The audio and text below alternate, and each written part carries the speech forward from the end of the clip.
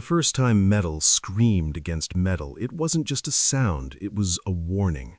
A long, ugly scrape tore through the quiet of our gated HOA street like a blade across glass, and every neighbor's curtain twitched. I was standing on my porch, coffee still warm in my hand when I saw it. Her power pink SUV, shining like a plastic crown, dragged its bumper straight across my visitor's black pickup truck. No hesitation, no accident, just raw, deliberate destruction. And in that moment, I realized something dangerous had just begun.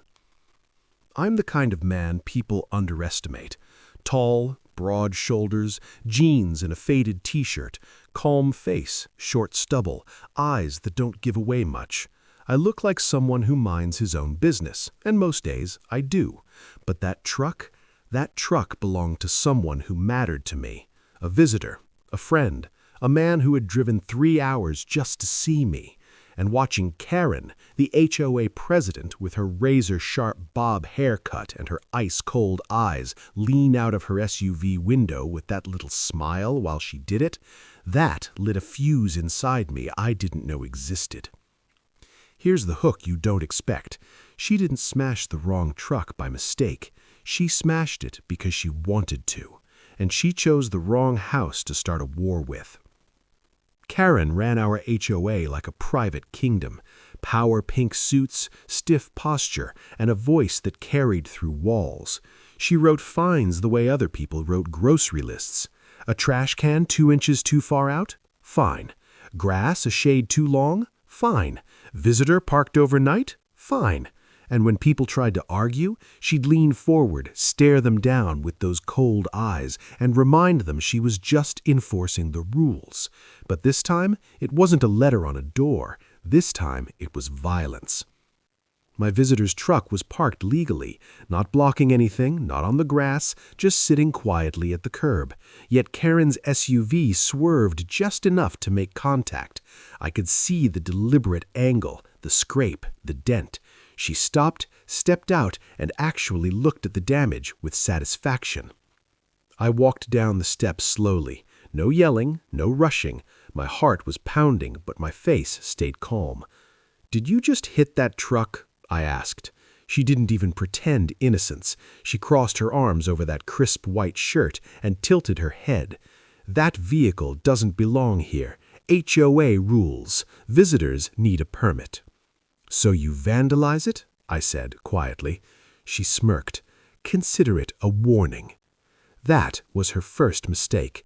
The second was thinking I would call the police or file a complaint. I didn't. I did something far more dangerous. I smiled. Because revenge doesn't start with shouting, it starts with planning. My visitor came out a few minutes later, tall, composed, dark jacket over his shoulder. He took one look at his truck and then at me. "What happened?" "Karen," I said. He nodded slowly, eyes narrowing just a bit. "Of course." Now here's where everyone expects the twist, that he was the district attorney, and yes, he was, but that's not the story. The story is that I didn't let him handle it. I told him to stay out of it. I told him this was my neighborhood, my problem, and my revenge, because I wanted Karen to feel it.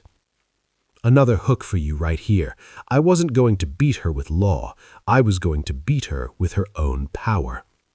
Karen loved rules. She lived by them. So I started reading them. Every line of that HOA handbook, every clause, every footnote. While she slept in her tidy power pink world, I was turning her kingdom into a maze. First, I made sure everyone knew what she'd done, not by gossip, by truth. I printed photos of the scratch, the dent, the way her SUV lined up perfectly with the damage. I slid them under doors. I emailed them to residents. I posted them on the private HOA forum with a simple caption, "Is this how rules are enforced now?" The reactions were immediate. Shock, anger, fear. Karen had always been harsh, but physical destruction, that crossed a line even for her. She stormed up to my house the next morning, heels clicking like gunshots on the pavement. "Take those posts down," she snapped. I leaned against my doorway, relaxed, hands in my pockets. "Why?" They're just pictures. You're slandering me. Photos don't slander, they just show what happened. Her eyes burned. You think you're smart? I smiled again. I think you're sloppy. That's when the game truly began. Karen started targeting me with fines, noise complaints, parking violations, landscaping issues, anything she could think of. But here's the thing about rules. If you know them better than the person enforcing them, they become a weapon. Every fine she sent, I appealed. Every appeal I backed with citations from the HOA bylaws, page numbers, clauses, dates. I made her look incompetent in front of her own board. Another hook. Power hates being exposed, and Karen was being stripped of hers one fine at a time. Neighbors started coming to me quietly. She fined me from my mailbox. She threatened to tow my son's car. She yelled at my wife. I listened. I took notes. I collected evidence, not for court, but for leverage. One night, I invited Karen to an HOA emergency meeting. I said it was about community unrest. She showed up in her power pink suit, confident, ready to dominate. Instead, she walked into a room full of angry homeowners. I didn't raise my voice. I didn't accuse. I just let people talk, one by one. Stories poured out, fines, threats, bullying, and finally, the smashed truck. Karen tried to interrupt, but this time, no one listened.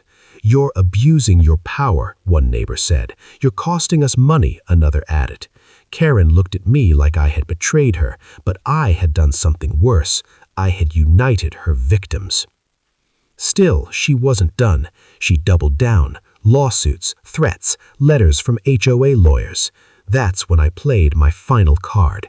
I had discovered something in the bylaws, a clause Karen had been quietly violating for years, a rule about conflict of interest, about how HOA officers couldn't personally profit from fines or contracts. And guess who owned the landscaping company the HOA hired? Karen's sister. When I revealed that, her world cracked. Another hook. The loudest tyrants always hide the ugliest secrets. Karen tried to deny it, but the documents didn't lie. Contracts, payments, emails. The board voted. Emergency removal. Investigation. Her power pink suit suddenly looked ridiculous without power behind it. She came to my house one last time. No confidence, no smirk, just rage and fear. "You did this," she hissed. I stepped closer, towering over her, calm, controlled. "No," I said, "you did this. I just showed everyone who you really are." And my visitor, the district attorney, he watched it all from a distance, never lifting a finger because he didn't need to. Karen lost her position, her reputation, her influence. The HOA she once ruled turned against her. And that smashed truck? It was repaired, paid for, not by the courts, but by the HOA insurance after Karen was forced to admit fault. The last hook I'll leave you with. Real revenge isn't about jail or lawsuits. It's about watching someone who thought they were untouchable realize they were standing on glass the whole time.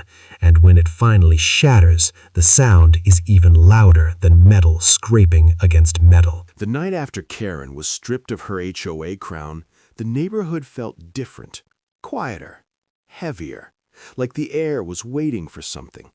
I stood on my porch, arms folded across my chest, watching streetlights flicker over perfectly trimmed lawns that suddenly looked less perfect. Power doesn't vanish when it's taken, it mutates, and I knew Karen wasn't done. Here's another hook for you. When you take everything from a tyrant, they don't beg, they plot. 3 days passed with nothing. No emails, no letters, no fines. People thought it was over. I didn't. Men like me, we learn to hear danger before it knocks, and danger knocked on the 4th day. It came in the form of a bright orange sticker slapped on my door. Violation, unauthorized structural modification. I laughed, out loud, because it was so stupid it was brilliant. They were claiming my front porch railing was non-compliant, something Karen herself had approved years ago. But now, she was trying to use the system she once ruled to crush me from the shadows. I walked straight to the HOA office. The new interim president, a nervous man who still smelled like fear, looked at the violation and then at me. "This doesn't make sense," he said. "It doesn't have to," I replied calmly. "It just has to exist." And that was the real game. Karen wasn't trying to win anymore. She was trying to exhaust me. Another hook. The most dangerous enemy is the one who has nothing left to lose. Over the next week, violations poured in like rain. Fence, driveway, trash bins, even the color of my mailbox. Each one technically legal. Each one designed to bury me in paperwork and stress. But while Karen was playing checkers, I was still playing chess. I had already prepared for this. Every single approval she had ever given me was scanned, saved, and printed. Dates, signatures, her signature, the same sharp, arrogant scrawl. I filed formal disputes on every violation, not emotionally, surgically. And I CC'd every homeowner in the HOA. You should have seen the inboxes explode. Karen thought she was isolating me. Instead, she was reminding the whole neighborhood of how she used to abuse them. People started pushing back, not just for me, for themselves. Appeals, complaints, requests for audits. Karen had created a system of fear. I turned it into a system of rebellion. She snapped. One evening, I caught her parked across the street from my house, sitting in her old power pink SUV, watching. I walked outside and stood under the porch light. "Are you stalking now?" I asked. Her window rolled slowly, her face pale, eyes burning. "You ruined my life," she said. I didn't raise my voice. "You smashed a truck to prove you were in charge. That was the first domino." "You think you won?" she sneered. Another hook, right here. The people who think you won are the ones about to lose.